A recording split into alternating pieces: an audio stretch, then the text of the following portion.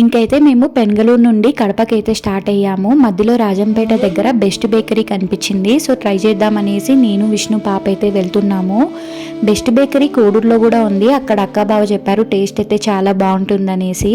అందుకని రాజంపేటలో కూడా ఎలా ఉంటుందో అనేసి ట్రై చేయడానికి అయితే వచ్చాము. బేకరీ చాలా పెద్దది, అన్ని ఐటమ్స్ అయితే ఉన్నాయి. నాకైతే veg roll and veg pizza అయితే బాగా నచ్చింది. సో 2 తీసేసుకున్నాము. ఇంకా తన్వికాకైతే ఫుల్ పండగే, అన్నీ లాక్కుంటుంది తీసుకోవాలనేసి. చాలా వేడిగా ఉంది. టేస్ట్ అయితే నిజంగా చాలా బాగా అనిపించింది. ఇక్కడ ఇవే కాదు, KFC టైపు అన్నీ కూడా బయట అయితే షవర్మా అయితే పెట్టారు. ఇంకా మేము తినేసి కడపకైతే వచ్చేసాము. నాకు దానిలో అయితే ఈ బుజ్జికి పిల్ల అయితే కనిపించింది. చాలా బాగుంది క్యూట్గా.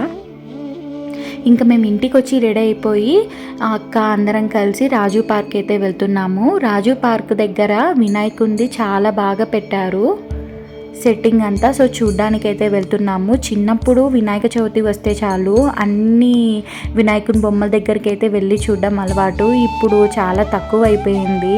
సో మెయిన్ అయితే కవర్ చేయాలి అనేసి అయితే రాజు పార్క్ అయితే వచ్చాము. NGO కాలనీలో కూడా చాలా పెద్ద వినాయకుడిని అయితే పెట్టారు. ఇంకా క్రౌడ్ చాలా ఉంటుందనేసి రాజు పార్క్ అయితే వచ్చాము.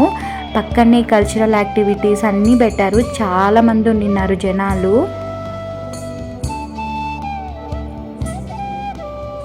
ఇంకా వినాయకుని దర్శనం అయితే చేసేసుకున్నాము. ఈ ఇయర్ అయితే చాలా బాగా చేశారు సెట్టింగ్ అంతా. ఇంకా కల్చరల్ ప్రోగ్రామ్స్ కూడా చాలా బాగా జరిగాయి. అసలు చిన్నపిల్లలు ఎంత బాగా చేశారో, అద్భుతంగా చేశారు.